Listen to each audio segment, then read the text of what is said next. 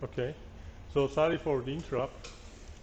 So this is how generally the LiDAR scanner is working. And after scanning the environment, what we have a bunch of numbers, simply. So for example, here I have the distance, here I have the distance, here I have the distance. And this bunch of numbers can represent the environment to the robot that I have. But basically, if I plot it in 3D, I have mesh of points. What does it mean? It means that so the end point over there, I can plot it in 3D. I can say robot is here, I put a pixel there, a color or something. Then for each one of them, if I plot this in 3D, then kind of I have the environment. So so that how this is working looks like that. But basically, this should be, we should find a way to formalize it. For example, if we have a range sensor, to bring it into our equations and take them into the consideration. So what we have here, we have the observations as we had already, observation t at time t, we have observation 1 at time t up to observation n at time t for example, the range sensor that we have. Then how we can formalize it in form of probability, in the simplest form, we can write it as products of the distributions that each individual beans gives it to us. So probability of the observation given by xt and m is equal to the products of the all probabilities per each one of the beans that I have. So last week you've seen how to deal with these probabilities and how to get the products of them. So so if you want to understand it better, kind of you can consider not whole the mesh, you can consider independent objects that you are measuring, that will be our consideration for simplicity. We can say we have different landmarks or objects that we are measuring the observation from that landmark or object, and we can distinguish it. For simplicity, we say we can distinguish it, and based on that, we can show the probability of the where, for example, the object is, how certain that table is over there. But you may say, okay, how can I say that is table? Of course, that's another topic we will later dive into, how to distinguish it in whole the mesh environment. But also that depends on the technique that we are using, that later also we will see. So observation model in different sensors can lead to have different models of the final estimation that we have. You can now think about the different kinds of map we've had, but today I'm going to also review it for you and discuss about the classes that we have. So we can present observation in base filter as the equation that we have here. So if you remember, how was it? We had the belief of the xt that here we can consider eta, probability of the observation given by x, times the predicted belief of the xt. So so this is second stage of the base filter, that in the second stage we wanted to correct it. What we were doing, we were getting the observation and correcting the predicted belief that we have. But here, since we have the sensor observation, we can write it in this form over here, so that we can write probability of observation given by xt and m also. We can take the map into the consideration and replace it with products of each one of the beans for each one of the objects or landmarks that we have in the environment. So we say, okay, formally, to break it more down, we have the map. That map can have list of objects or list of landmarks. Again, I'm mentioning you for simplicity, For understanding the whole concept better, we consider that we have multiple landmarks in the environment, and landmarks already can be detected. Of course, this is a big challenge. You may say, okay, detecting this chair over here already is difficult, and we need to have a big algorithm to do that. Of course we do. For now, for simplicity, because math already is complex enough. So we consider that we know the landmarks, and when we are talking about the map, we are talking about each one of the landmarks or each one of the, we can call features or objects in the environment. So later I'm going to talk more about the features. It means that I can say, instead of considering landmark as whole this chair, I can say the features of this object that are easier to distinguish. And later we are going to see in Visual Slam how we can extract some features from this guy over here. I will very clarify for you. For example, we can find the corner of this table over there, corner of that door over there. So those can be our features. So those features can be also considered as these over here, not only something big, a building as landmark. So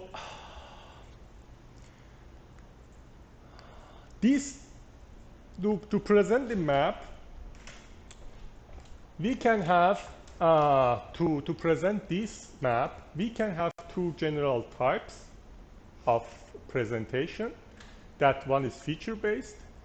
That in feature-based, as I explained right now, we have n features that they are indexed already. We know which one is which one.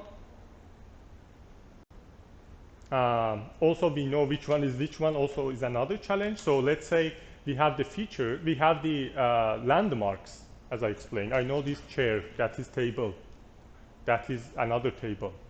But later, after I have it, in time t, time elapses, and after some time, how can I understand which one of the features that I'm seeing again is the same chair over here? So if we know that, we can call it as known correspondences. If we don't know that, we call it as unknown correspondences. So this is a note that keep in your mind. Again, for simplicity, we say we know which one is which one also. That's also not easy task to do. Like even I'm human, there are lots of chairs, right? If I go a lot in the environment, it's also a little bit difficult to say which one is which one. Maybe the end one is easier to detect, but somewhere in the middle, if there are 50, can you say exactly which number it is? You should count from the beginning to say which one is it in the middle, right? If there are plenty. So because of that, also that is challenging when I'm saying the n features that they are indexed. So what usually we do in such a scenarios, we say, okay, wherever the robot is, I can say, okay, I know the pose of the robot. And based on this pose of the robot, I have features or landmarks that then I can just keep the position of them, simply. I don't need pose, just the position, because the orientation is not important for me so far. So that by default we consider like that. You may think, can it be useful if I know the orientation? You can think, this is open problem, this is a challenge, and if you work on it, and if you can improve the current algorithms with including the orientation, that is new work that you can do as research for even your master thesis, if you like. But how to detect the pose and how to make it useful to understand the whole scenario that we're gonna talk about is kind of a challenge. Anyway, for now we consider robot pose and landmark positions for feature-based maps. On the other hand, we have location-based maps that can be taken into consideration. And how they are looking like, they are looking like that we have n correspondences to a specific location that say, okay, we have the robot, we can have a grid and discrete form. Then in discrete form, for example, if there is obstacle over here, based on my senses of the laser scanner or LiDAR, I can say, okay, this is occupied or not occupied. So these kind of maps, also known as volumetric, that they are considering the occupancy or not occupancy of the map that we have. Kind of, you can say, if you look at the class, very nice tiles here that we have, that you can consider each one of these are occupied or are free. For example, these are free. This one that is shared, even partially, depending on discretization that we have, fully, we should consider them as occupied. So even a little bit object is there, we can consider it as occupied. And based on that, we can construct them. So is it clear, both of these types for you? At the beginning, we start to talk in this part. We will go to the feature-based and we dive in. Later, in other algorithms that we have, for example, histogram filter, we will dive in to the location-based maps. But also, this has kind of mass that we will see how we can calculate, for example, these guys over there, the robot, where it is, and how that is generally working.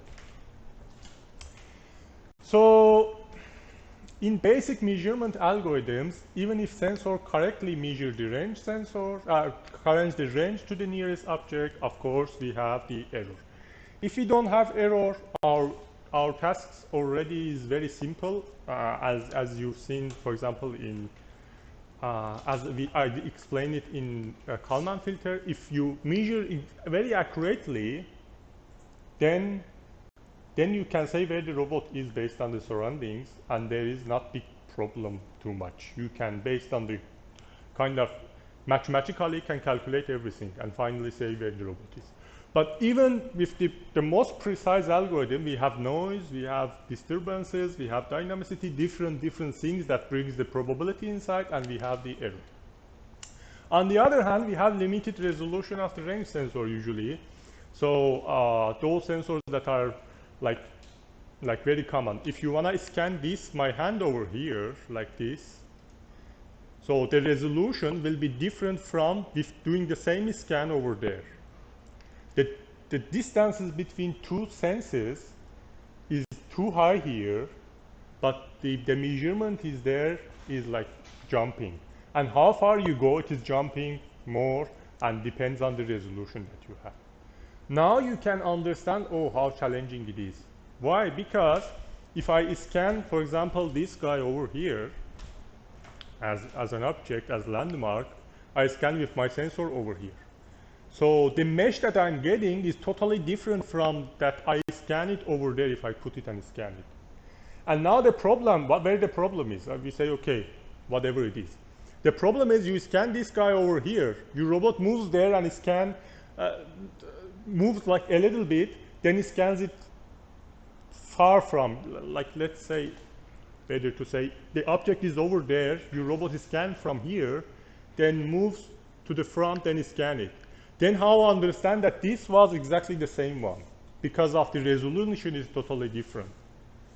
So matching the information is quite difficult over there then. So that brings us the limited resolution range of sensor challenge. We have reflection error. So who knows what's the reflection error?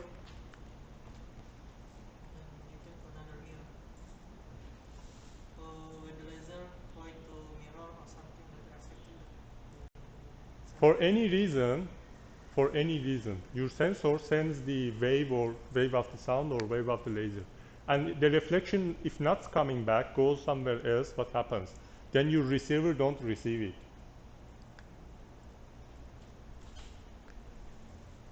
So this is like how anti-radar airplanes are working. They don't reflect back the sound waves. They reflect it somewhere else. Then your receiver never gets where it is. And this is very common problem with sound waves too. In laser is less. It's happening very rarely, but yeah, with the And of course, you will see if you use a LiDAR. Have you ever, any of you guys? Okay, good.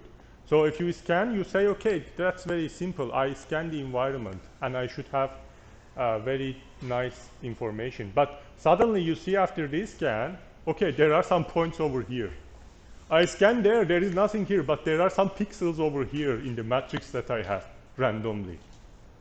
Then oh my God, how can I filter this? How should I remove these outliers, and how this is? So that's the noise that we have over there. So we need to understand exactly what are the challenges that we are facing with the measurement model that we have. Another reason can be atmospheric effects on the measurement signal, temperature, electricity, or whatever it is based on the sensor that we have. So what we do, exactly same as what we discussed already, we want to bring everything to the Gaussian distribution to present the rows. And if you bring it to Gaussian distribution, everything is simple. We have zero mean, and the error can be represented by variance or covariance.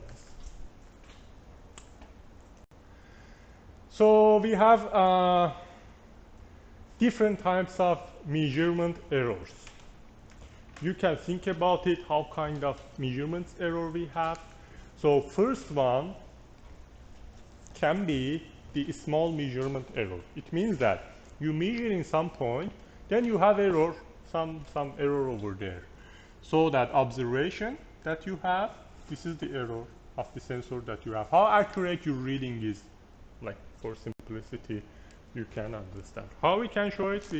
We also can show it in the form of Gaussian distribution to add it to each one of the observation or beams that we are reading from environment. So there can be error due to unexpected objects that is existing in the environment. So if this is observation max, so you see suddenly you get something like this, depending on the noise that you have. And this is unexpected object error. Like as I told you, for example, you're measuring there, suddenly somewhere in the middle maybe can be presented.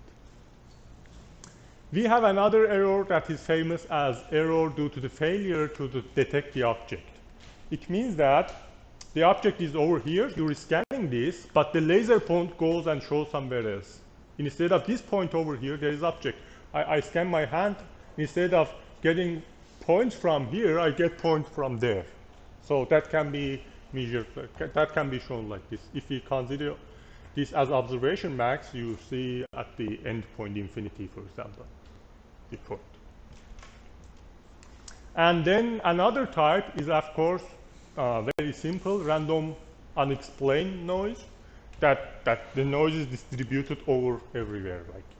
Like we don't know what it is. Like we don't know the probability distributed in like everywhere.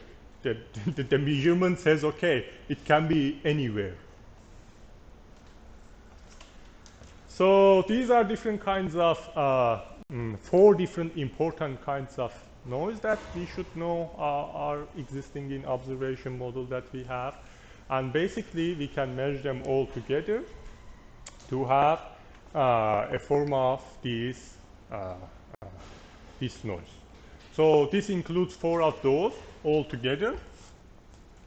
That basically, if we want to create noise ourselves and make sure that in our simulation, or our if we don't want to run really robot and we want to kind of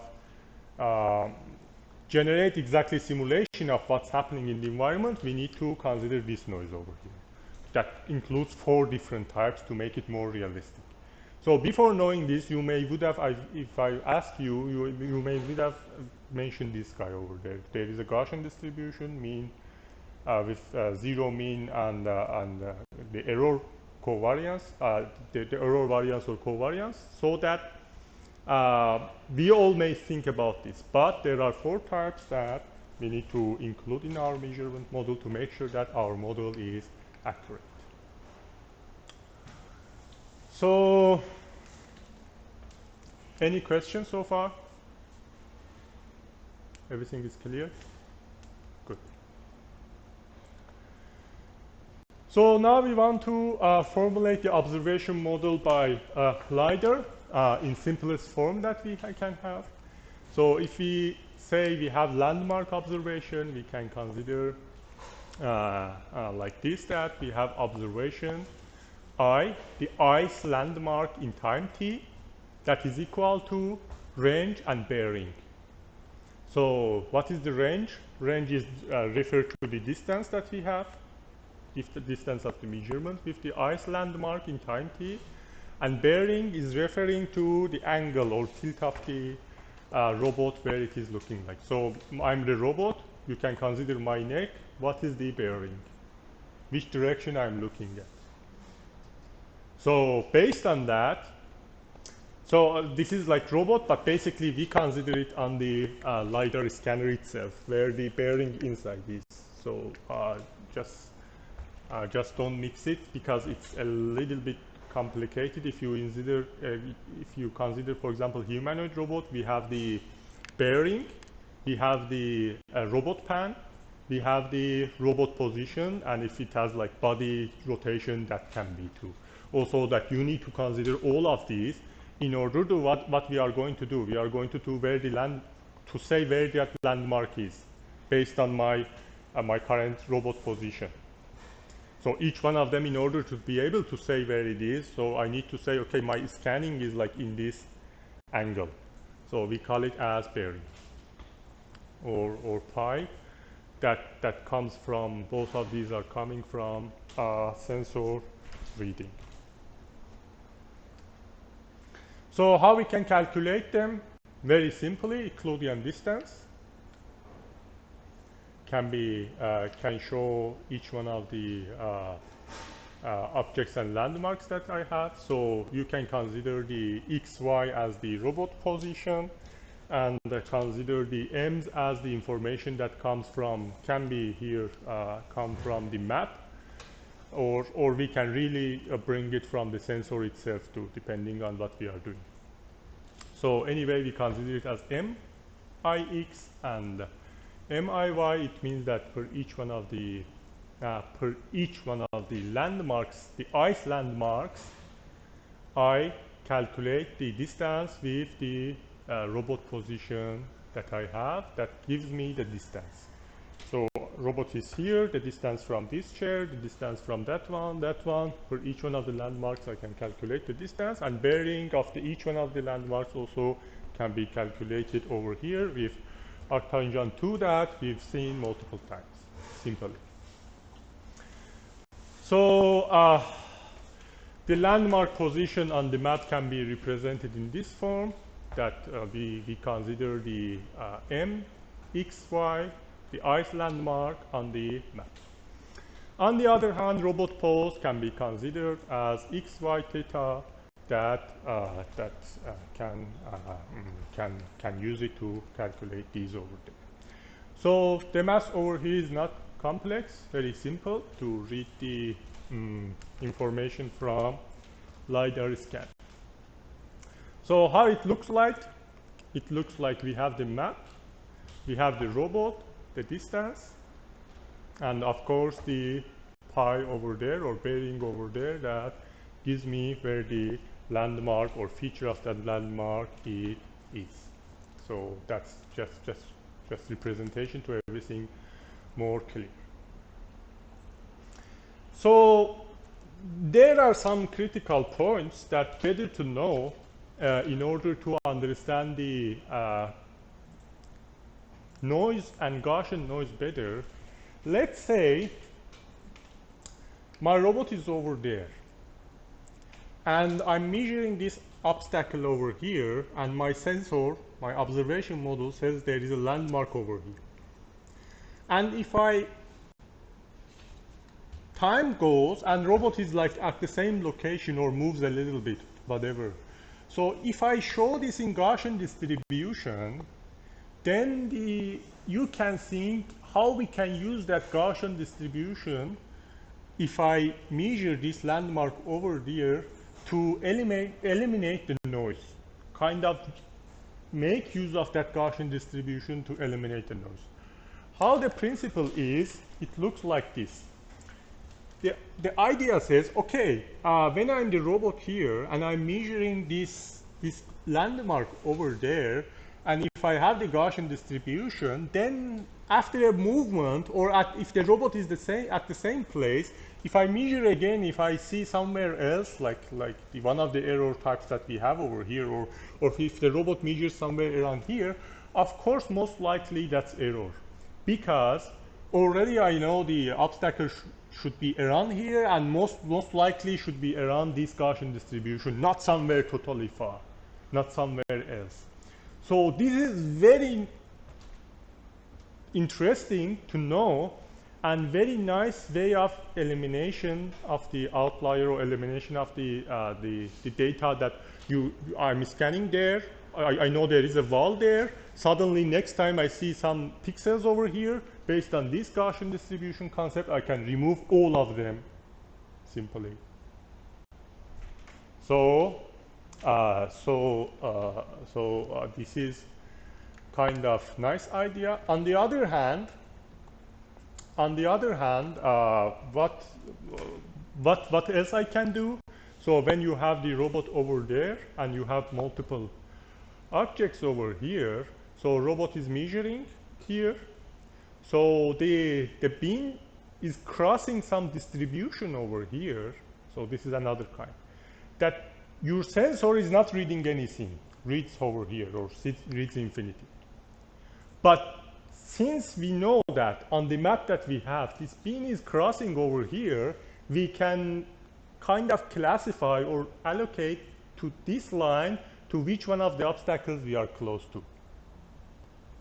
So because we say, okay, we are measuring infinity, and this line that is crossing, most likely, with some certainty, should be this obstacle over here. That's a noise. And you have lots of those, then this is useful in order to detect it. You may say, okay, maybe there is not really, maybe this is from the middle, and that should not be. Yeah, of course, there are some thresholds that you should be considered. But this technique will help you to eliminate noise a lot in very noisy sensors that we have. So is it clear? Any question? So we've seen two types of usage for elimination of the noise based on the distribution that we can have on the map, on the 2D map, for example.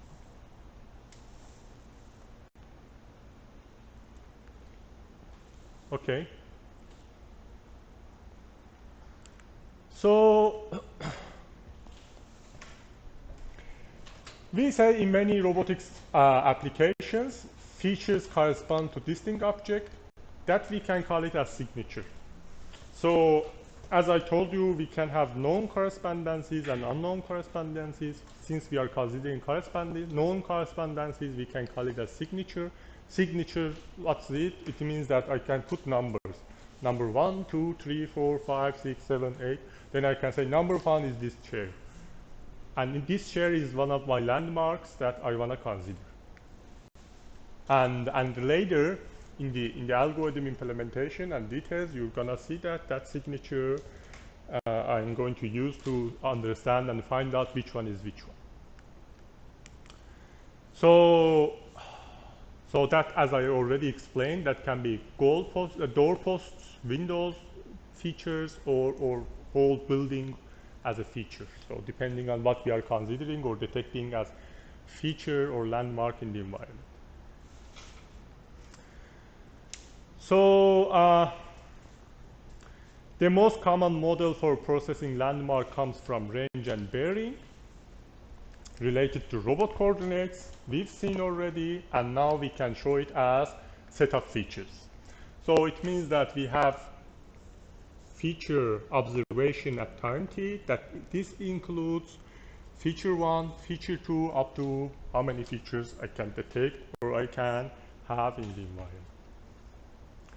In the most advanced algorithms that nowadays we have for Islam, this part is very challenging still. Detecting the features and how many features you're detecting. So let's say I have an algorithm that works in my Islam technique to detect the features first, then later localize the robot. So for detecting the features from environment, you may think that, okay, landmark is detected over here. Even though I consider that I know correspondences, but next time you don't see it. The feature is missing. One time you detect 100 features, next time there's 10 features. Although you know the correspondences. So that's a challenge, but anyway, we are formulating so far for now, and we say, okay, we not only know the correspondences, for now, let's say we can see all the features. Then each one of these features contains what? Range, bearing, and the signature. So what are those? So far you should know where the robot is, the range distance of the distance of the robot with that landmark or feature. Then the bearing shows what is the angle of the sensor that I'm reading. It's over there, that one is over there, that one is over there. I know the different angles for each one of them. And the signature is then indicating number that this is like number 1, that's number 10, that's number 12 that I detected. So at time t, I have set of these features. Clear? Indicated with signature. So if landmark measurement we consider it in conditional independencies, that noise is not related to each other, like the measurement of two beans of the environment, bean 1, bean 2 is not, the noise is not affecting each other. We can, for simplicity, we can show it in this form, but of course it's better to consider that part too. When there is noise here, that may can affect the next one too. How you can think about it how, but for simplicity we say, okay, let's say those are not affecting each other. Based on that, we can show it like this for landmarks. The probability of the features of the observation t given by xt and m can be the products of the probabilities of the features that I have. The range, bearing, and signature given by the xt and m for each one of the landmarks I. So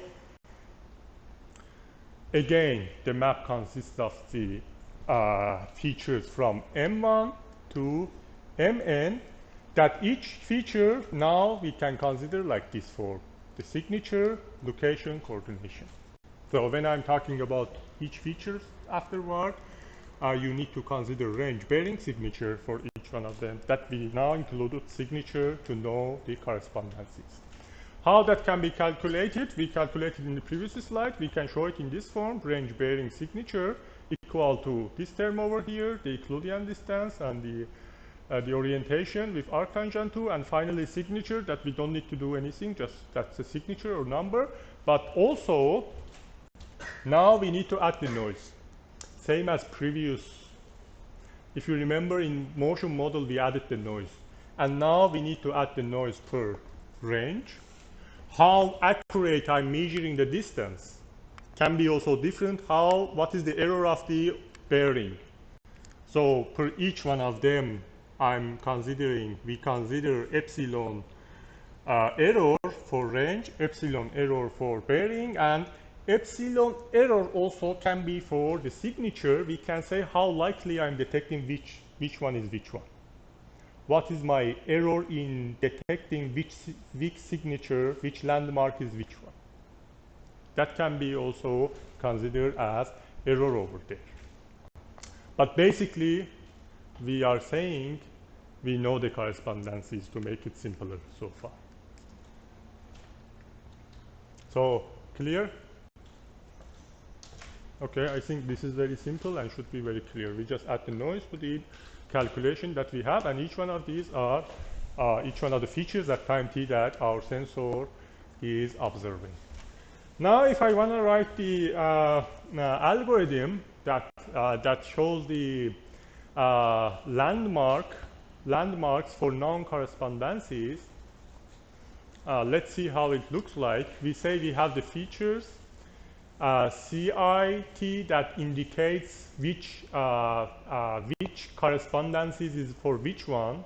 So this is like connecting my sensor reading to the features that I know. That is because this CI, that's the reason that we are saying we know the correspondences. If we don't have it, we don't know. XT and M.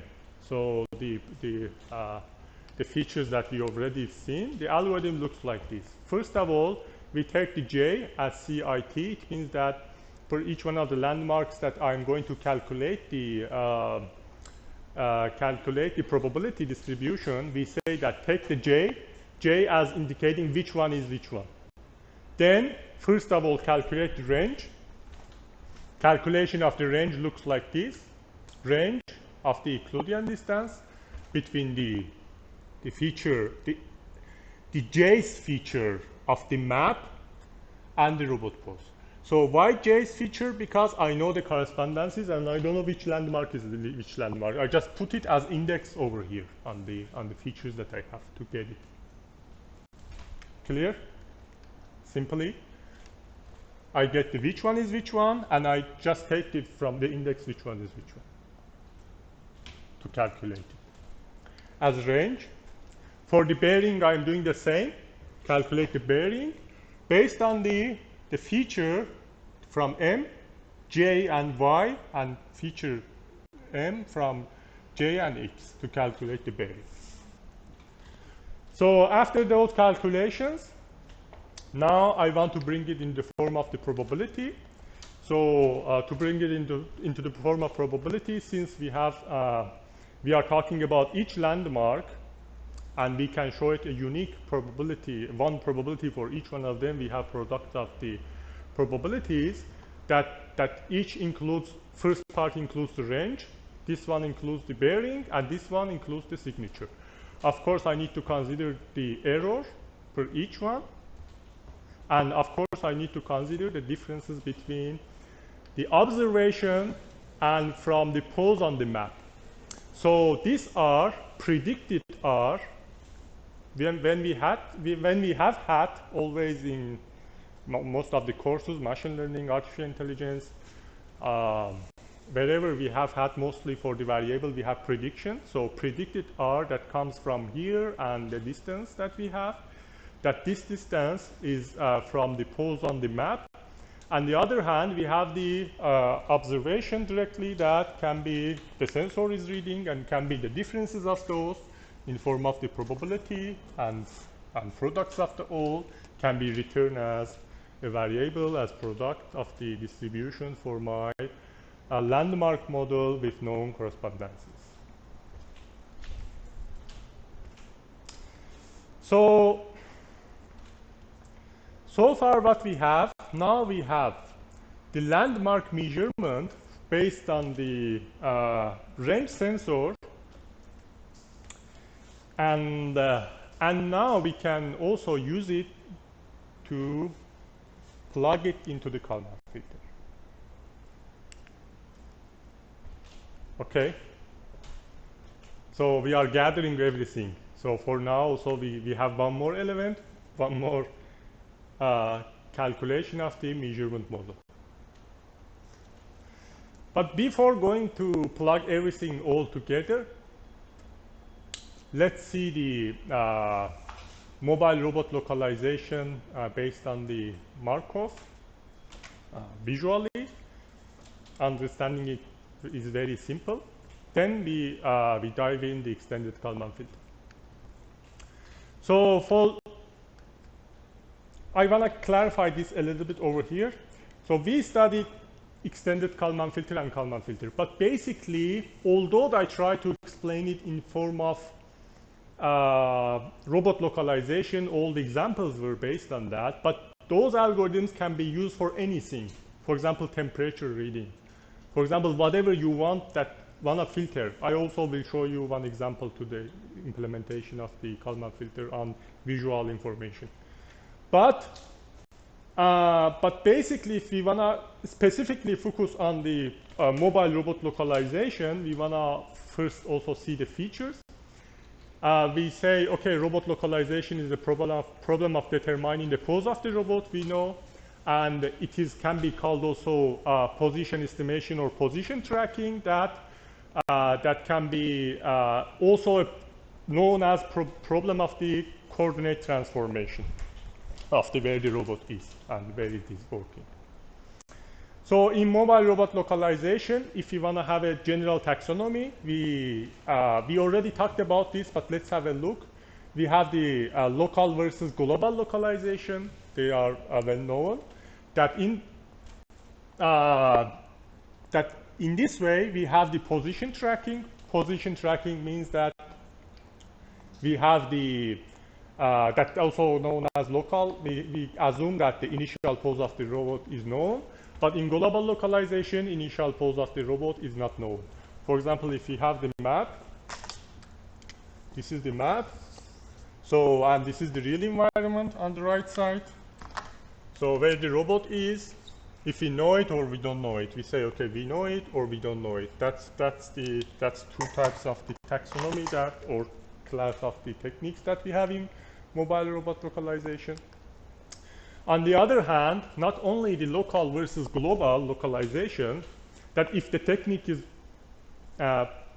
local or position tracking, depending on later algorithms that we are studying, I'm going to mention, for example, this is global or local. But also we have kidnap problem that says the algorithm that we are learning together, let's say, is very accurate and robot is moving in the environment and I'm plotting the map and localizing everything pretty accurate. But what if there is a naughty boy comes and takes the robot from here and place it over there somewhere else? Does it still my algorithm works? If someone comes and kicks my robot 1 meter to the other side, will it work? If it works, then we can say our algorithm is capable to solve the kidnap robot problem too, or not. Okay. So for any reason, robot location suddenly changed. That is not under our control, if it works or not. For example, to make it very clear for you, if you have odometry, then the technique is based on odometry, means that counting number of steps all the time, and we know the initial position. That is then position tracking. Then kidnap problem cannot be dealt there, because you're stepping, you're counting everything. It's like blind guy. If somebody is blind and walking, if suddenly remove him and put it somewhere else, for him is impossible almost to understand. Unless, meanwhile, he uses other senses to understand and localize again. But otherwise, it's impossible to know where he was. That's the same thing over here. On the other hand, for mobile localization, I already explained that we have passive versus active approaches. In passive approaches, the robot's motions is not animated and facilitating localization. That is like kind of robot moves randomly.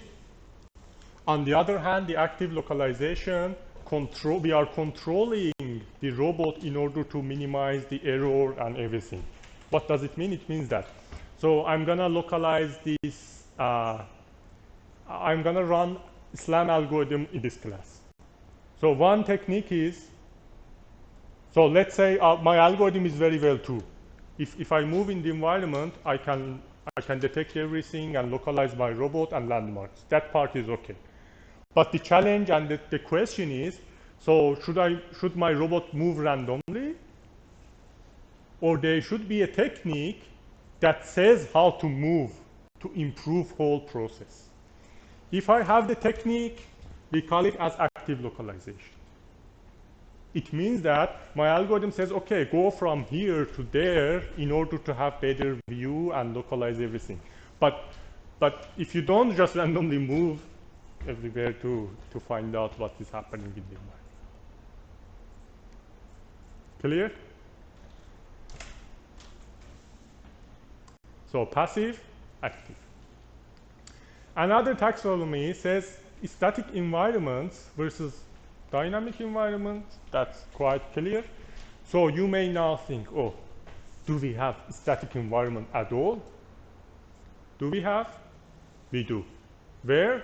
In factory, in a company that nothing is moving. There is a warehouse, no one enters, and robots are just working inside. Can be. Okay. So that those kind of environments can be considered static. Or is everything is on the plan, like you exactly, your robot is moving, another robot is moving, but you exactly know that object is dynamic. Then that can be also considered static still, because you know that and you can remove it from all information. Then your sensor reading, although there are many things are moving in the environment, but you can filter them because you know the dynamicity exactly, so that can be considered also static.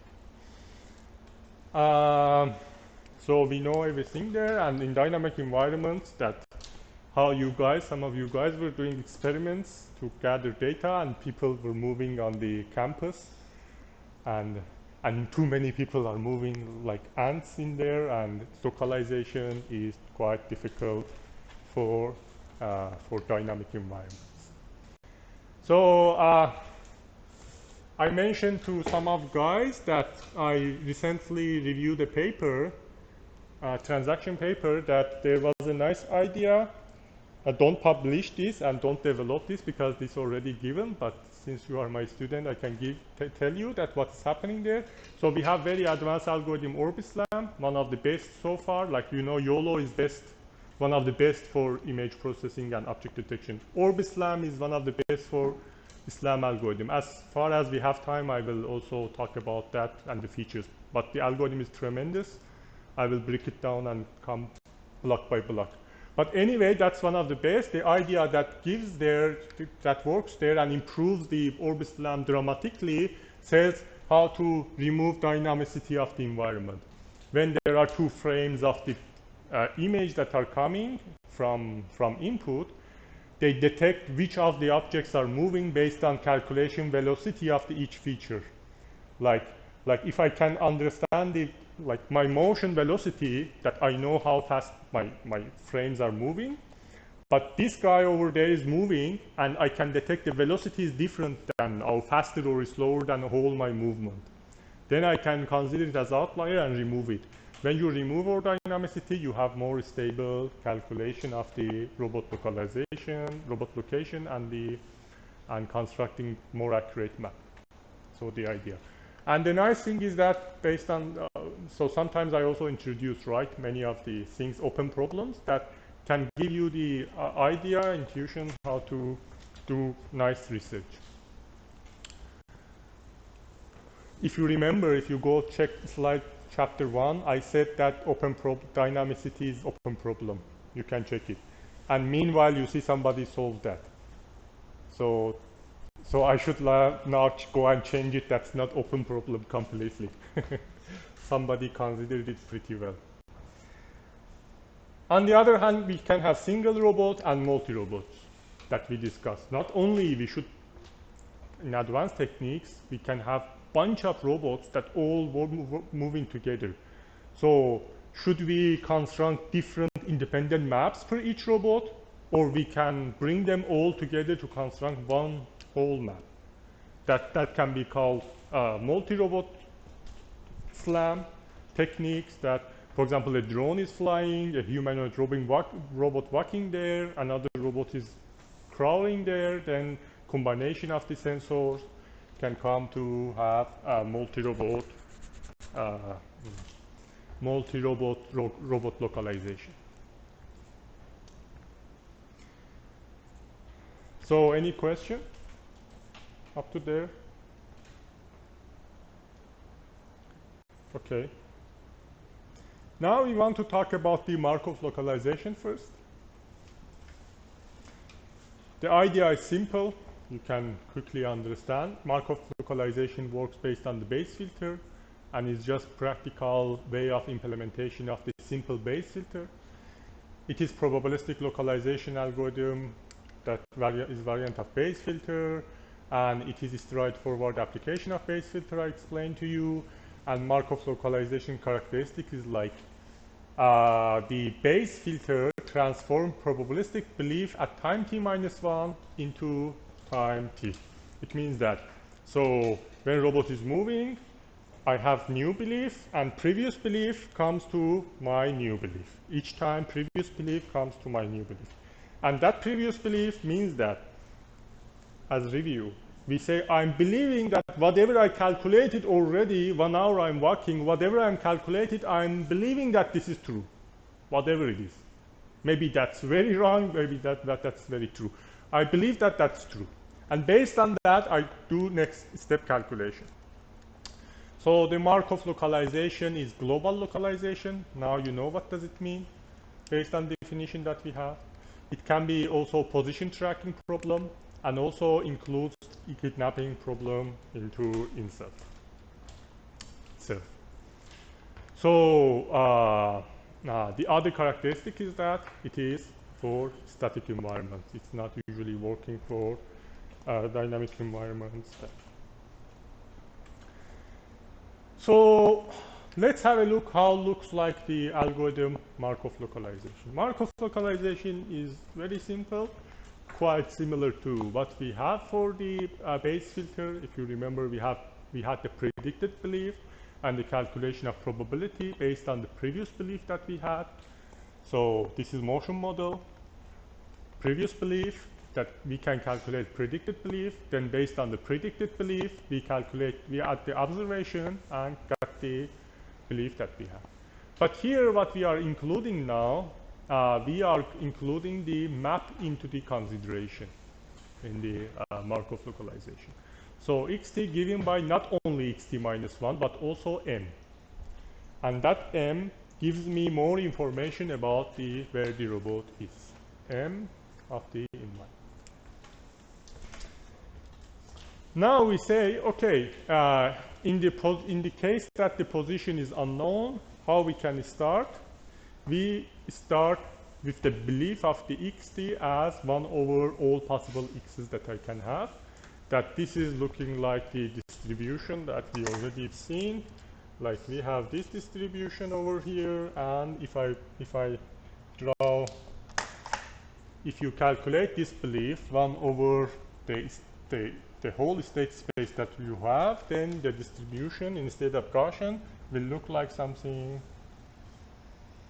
that we don't know where the robot is.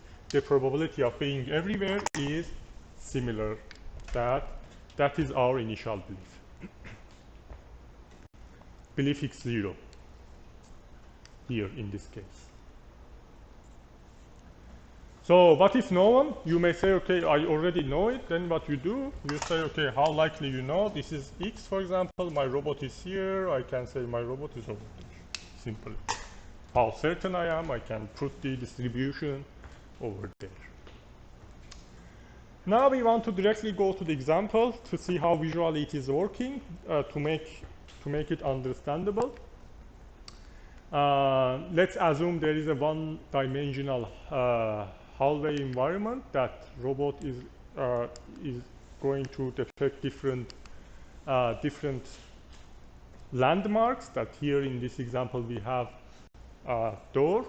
Initially robot position is unknown, we don't know, and we use that probability distribution that I drawn there. And the Markov localization tries to localize the robot. It looks like this. We have a robot, whatever the robot is, whatever observation model is, and whatever motion model is, we don't care for now. We just say, okay, we have the robot, we have some landmarks, and we have one-dimensional. Robot only can move to the right or left, for example. In this case, for example, let's say moves to the right and observes the features. Then how generally the distributions looks like, we want to see. So as I told you, if we consider that in our Markov localization, robot doesn't know where it is, that the probability looks like this. So belief of the 0 is the distribution 1 over the size of the x, and the robot is over there. So what is happening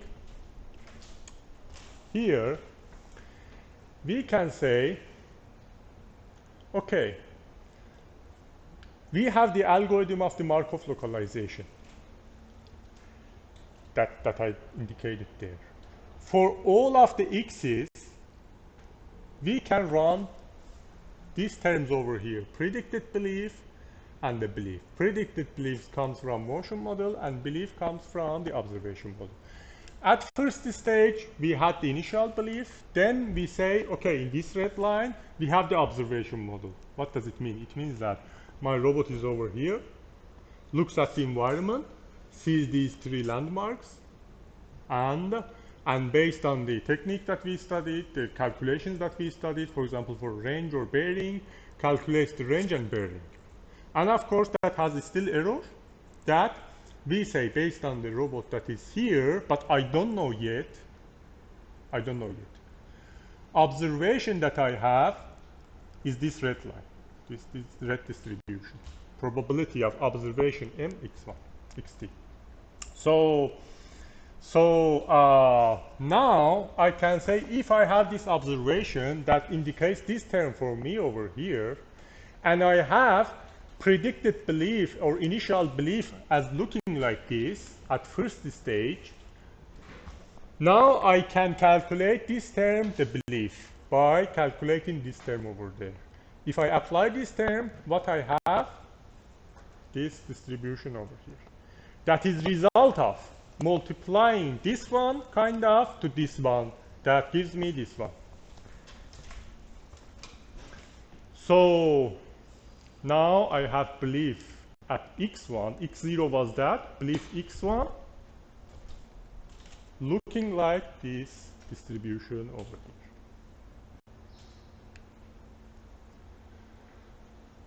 So now we want to continue, and let's say robot from here moves to here. So after robot from there moves to there, now I can shift my beliefs. What does it mean? It means that I have motion model, and I can say, if I'm moving like 1 meter, of course, the doors that I've seen also should be shifted, right? Because I'm assuming that in whole map I'm moving 2 meters, right? Then based on the shifts that on the movement that I have and the model that I have, then I can consider the multiplication of this one with new observation that I have, to calculate new belief, the belief. So the belief that I have. So let me see if it's okay. From here, shifted belief. Yeah. Next stage is the observation. So let's go observation, state by state. So after we moved, so what we are doing now, we are seeing the probability of the new observation. So robot is here. We see new observation where the robot is. Then multiplication of this term over here with this one over here results me this guy. And you can see that the probability that where the robot is becomes higher here. Why? Because this distribution times this distribution over here indicates that most likely robot is in front of door number 2. And as you can see that that distribution is increased over there and says most likely the robot location is over there, based on multiplying to distribution on the observation and belief that we have. Then what is happening if I continue? Robot moves. So when the robot moves,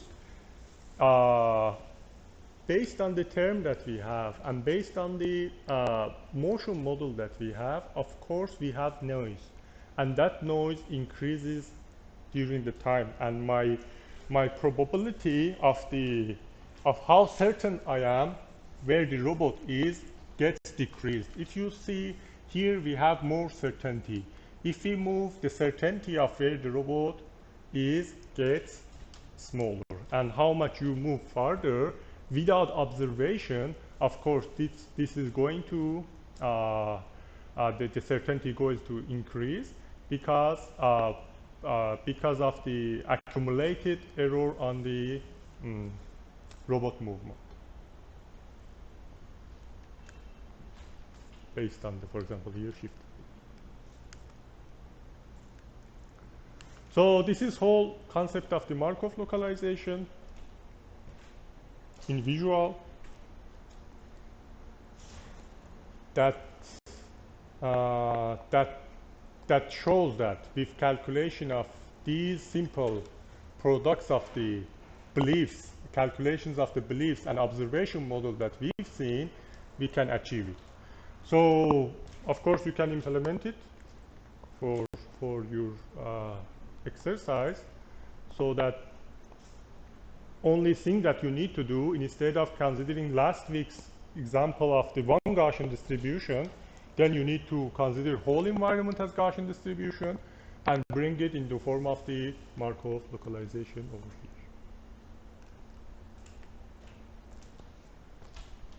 Okay, I think just 5 minutes of rest, then we go to EKF localization.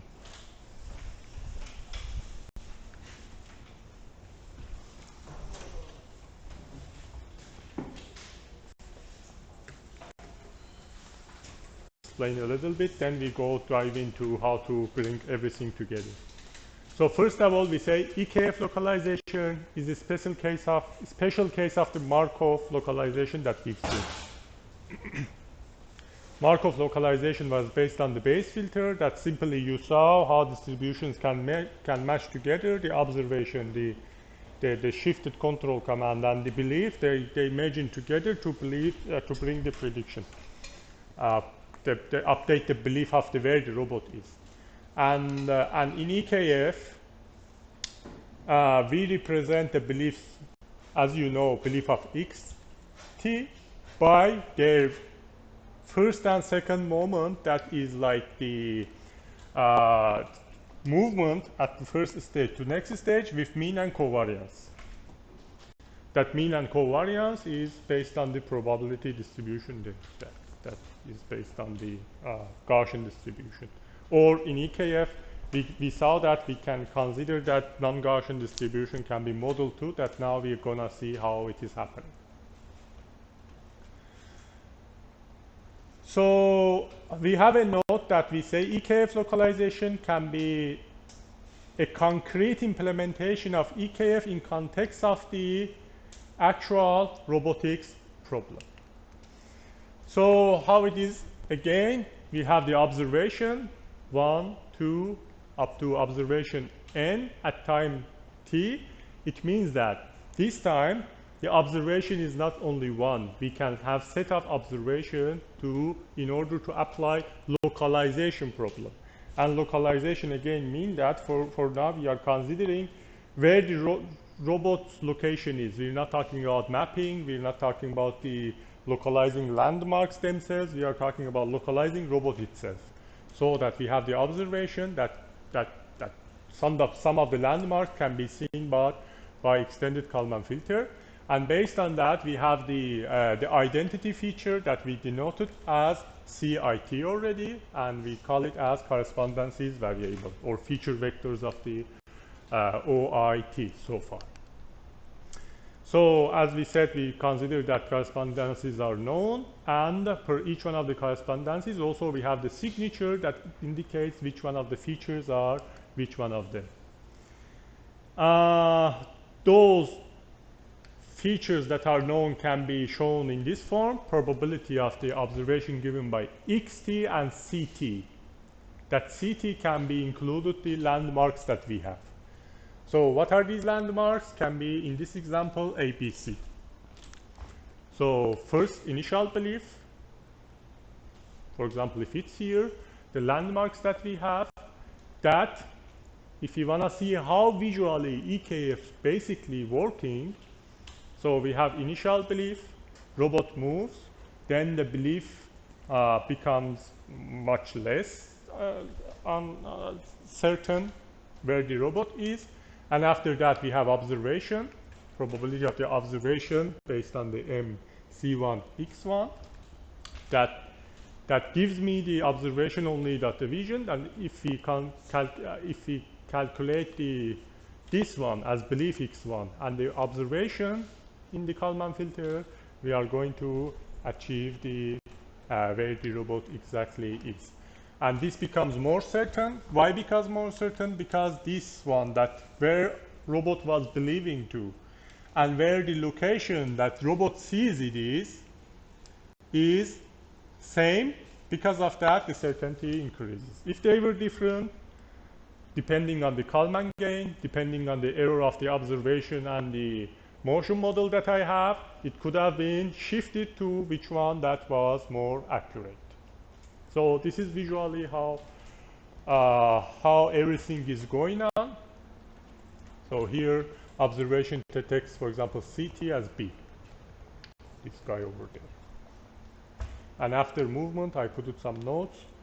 The resulting belief looks like that one.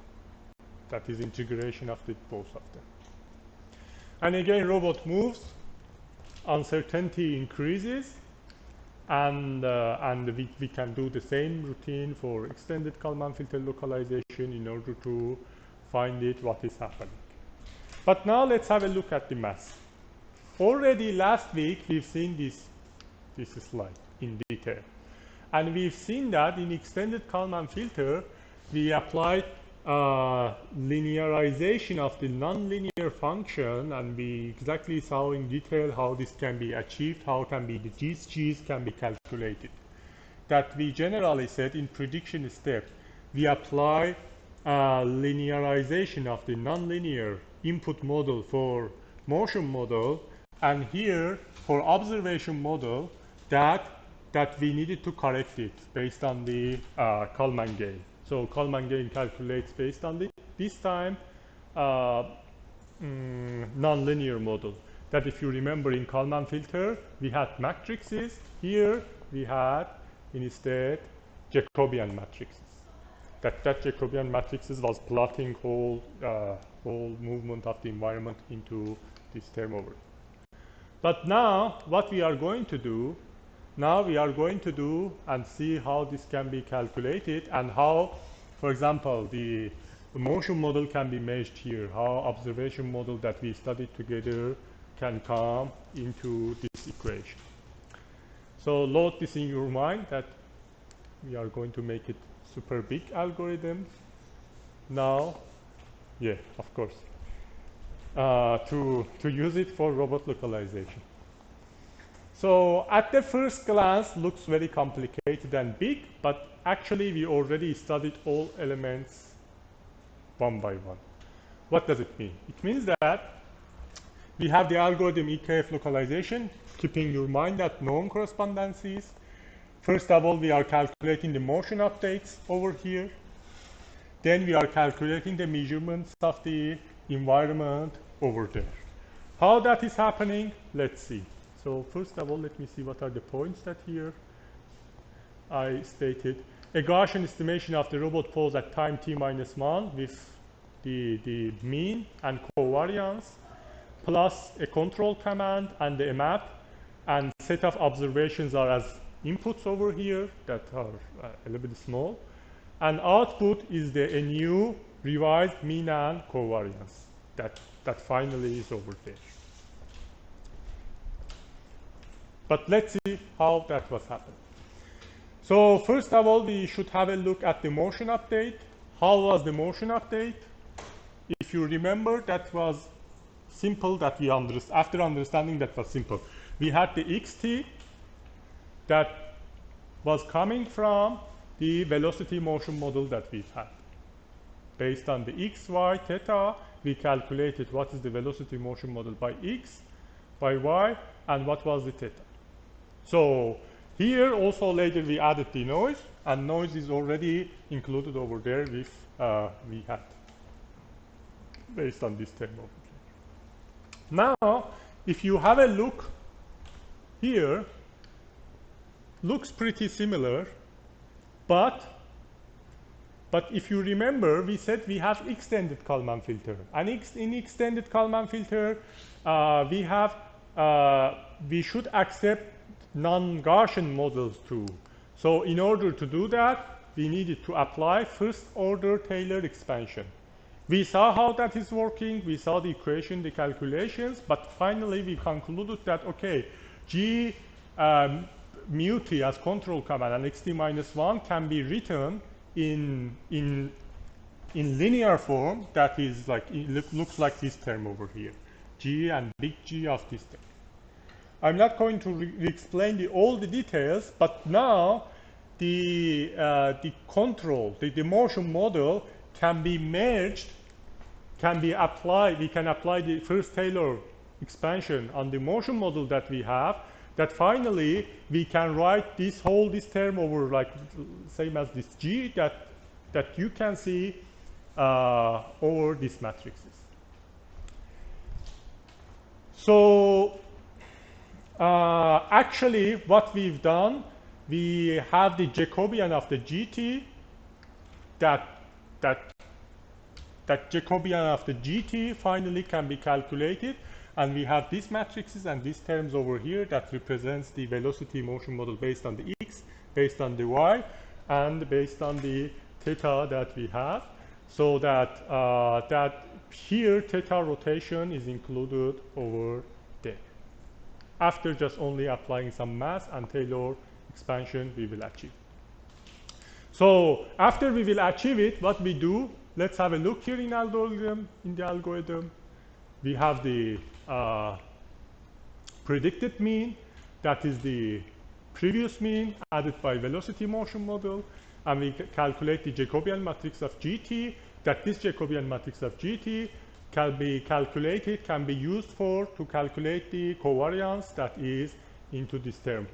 We just replace the linear matrices of the Kalman filter. If you remember, we said that we are mapping with linear matrices. Now we want to consider nonlinear Gaussian. That nonlinear Gaussian is GT here, based on the Jacobian matrices that we calculated, and this will be placed here, and this term, that is this term, goes into the G, and G's are going to be used to calculate the covariance that is non-linear.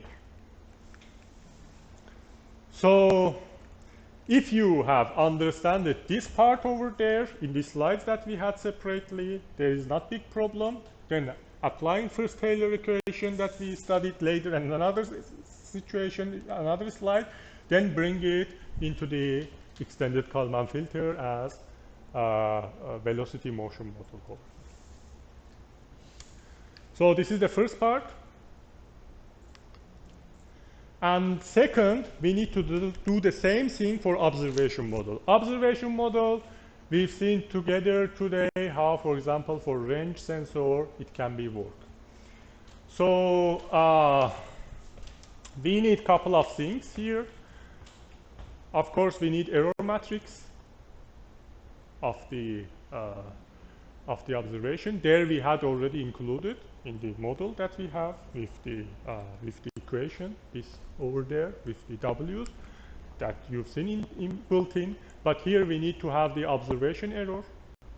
Then we have a for loop, that in for loop, for each one of the observation, for each one of the landmarks, we need to calculate this term, this part here, and update the Kalman gain. And after updating Kalman gain for all of the features of the landmarks that we've seen from the environment, then finally update the mean and predicted belief and corrective motion model. So how this part can be calculated? This part can be calculated again by linear approximation of the observation model by applying first order Taylor. How that is, like let's come step by step. Here I represented the observation or landmark I's landmark at T, so I'm representing just one. That includes range, bearing, and signature. we today studied.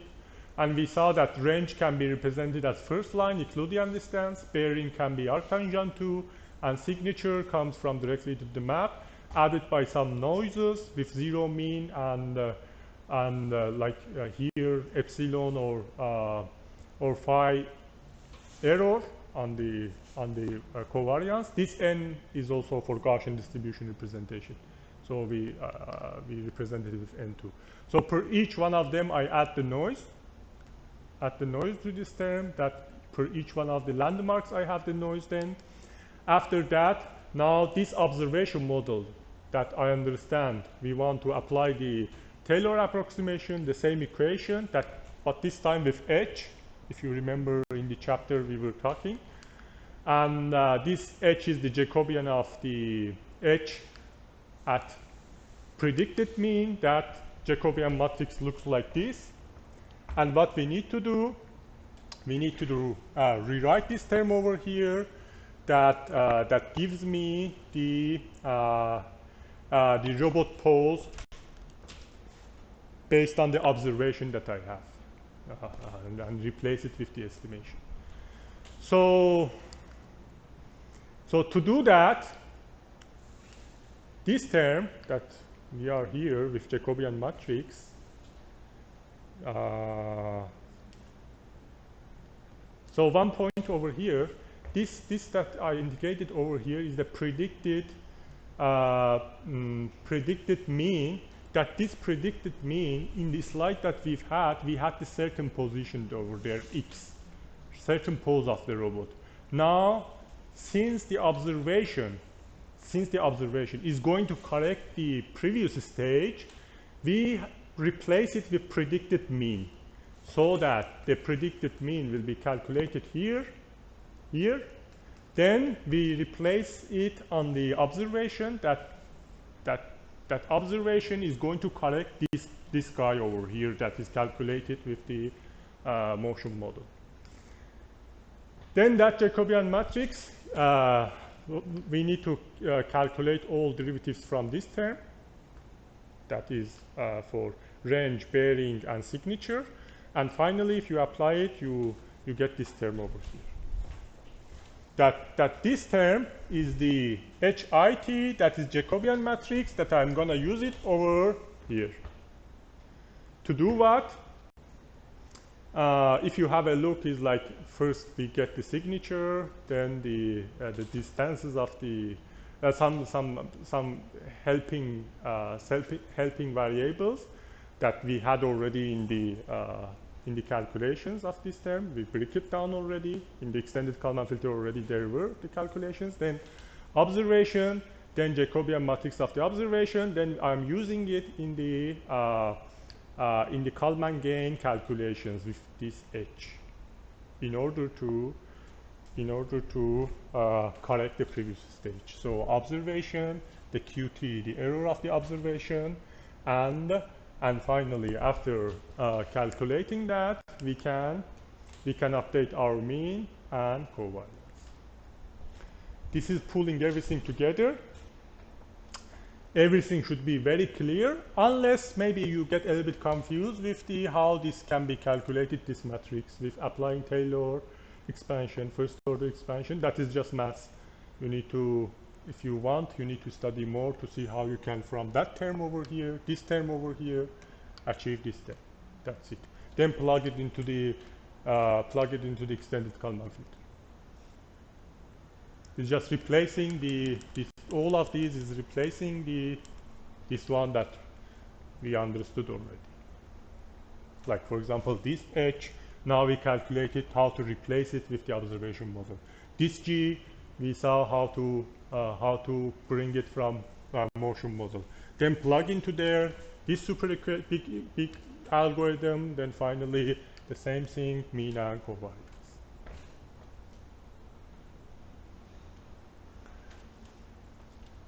So kind of the efforts of 4 weeks of study comes into one chapter, one algorithm over there.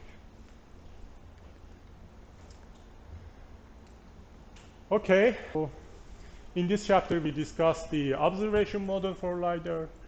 We discussed the measurement model for the environment. Then we saw briefly Markov localization, that is variance of the base filter. That was simple. Then we saw how EKF, that also known as variance of the Markov localization, but basically we refer it basically all both works based on the base filter. We saw it. And now for next upcoming lessons, what we are going to do, if I want to give you a perspective, now later we are gonna see, okay, we have some problems still with extended Kalman filter. Who can guess what it is?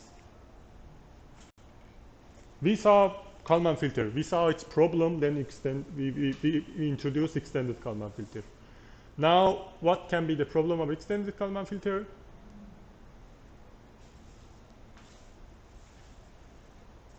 I mentioned it one time.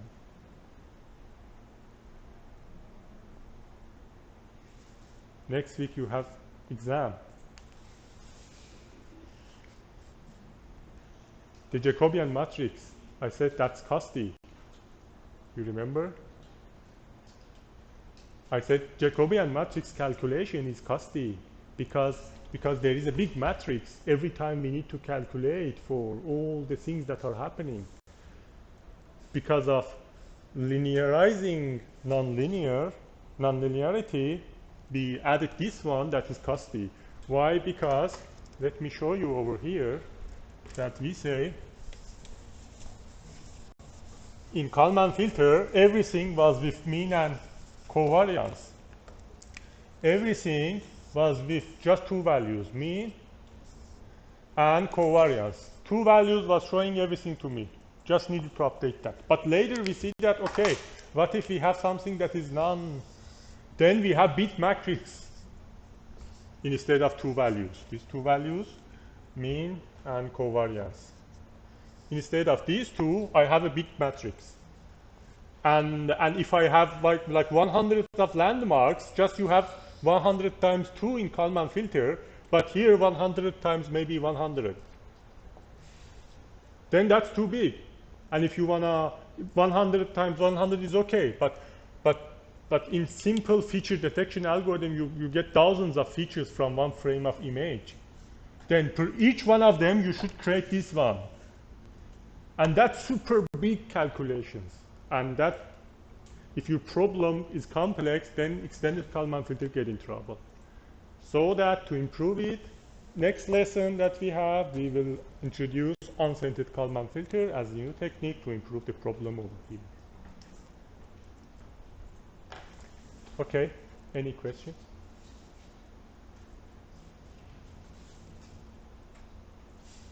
So I can dismiss today's course. Next week you have midterm. That in midterm you can use these slides. You can use the book. And you can use the example codes, and that's it. No internet, no communication. So just if you practice what you've studied in the class, it should be enough for answering the question. Okay, if there is no question, I can dismiss the class. Thank you.